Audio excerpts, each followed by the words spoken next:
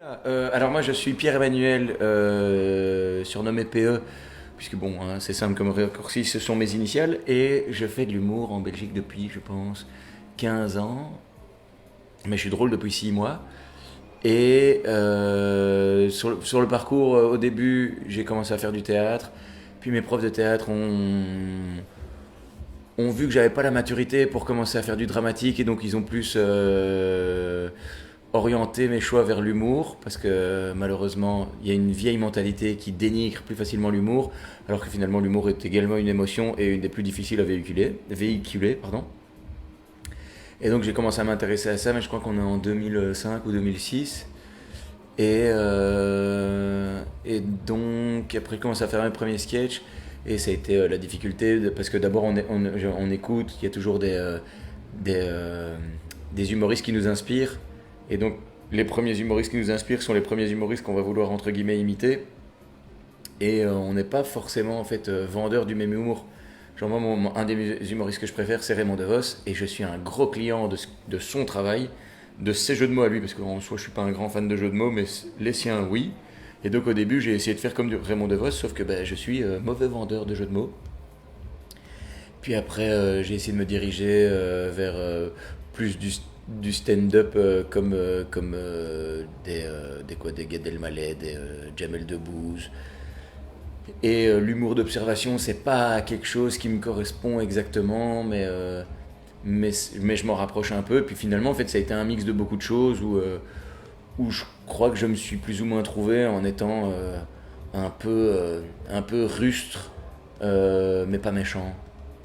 Et donc ça donne des vannes qui parfois on pourrait se dire waouh, c'est trash, puis tu vas me dire humainement non, en fait c'est pas non plus catastrophique. C'est pas trash pour être trash, quoi, c'est juste c'est la pensée du moment.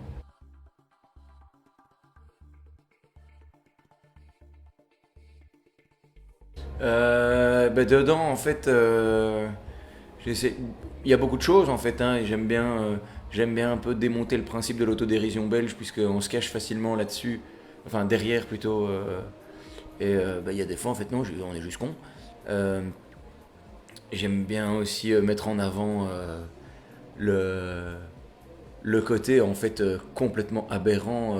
Quand je parle de l'affaire Jürgen Konings, quoi, j'ai pas inventé. Il n'y a pas une blague là-dedans, en fait. C'est juste une histoire qui a eu lieu, je la raconte à ma manière, et ça fait rire les gens. Je pense que ça fait du bien aussi de se dire, bah ouais, effectivement, ça c'est nous, on est comme ça. Mais dedans, après, sinon, bah, je parle de ma récente paternité, et sans faire des sketchs déjà vus et revus de ce que c'est que d'être un papa ou quoi que ce soit, c'est plus.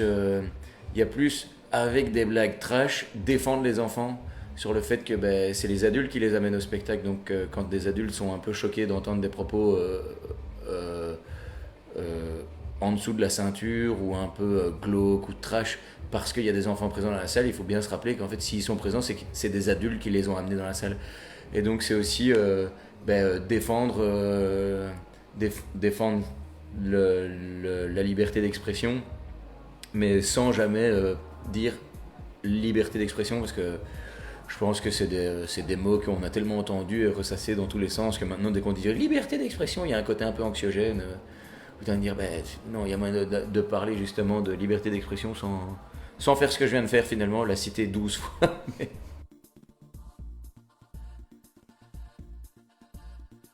C'est même pas la culture, en fait, c'est la place de l'humain dans la société.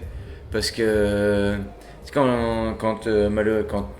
nos dirigeants ont eu l'indélicatesse de dire qu'on était non essentiel, bon, faut reconnaître que c'est une erreur de langage, à mon avis, c'était pas mal intentionné, mais c'était très mal exprimé. Et, euh, et en fait, c'est même pas genre la culture est essentielle, c'est genre l'humain et la curiosité sont essentiels, parce qu'en fait, moi je peux monter sur scène, mais si les gens viennent pas me voir, je reste juste moi où il y a personne, quoi. Donc en fait, c'est pas moi qui suis essentiel, c'est les gens qui viennent me voir qui me font croire que je pourrais être éventuellement essentiel, et c'est un échange. Et donc finalement, la culture, elle est essentielle dans le sens où quand on arrive à connecter avec un projet, que ce soit un spectacle d'humour ou un peintre ou un sculpteur ou quoi que ce soit, ça devient essentiel à notre univers et donc chacun va trouver son essentiel en fonction de ses goûts et ses couleurs, quoi.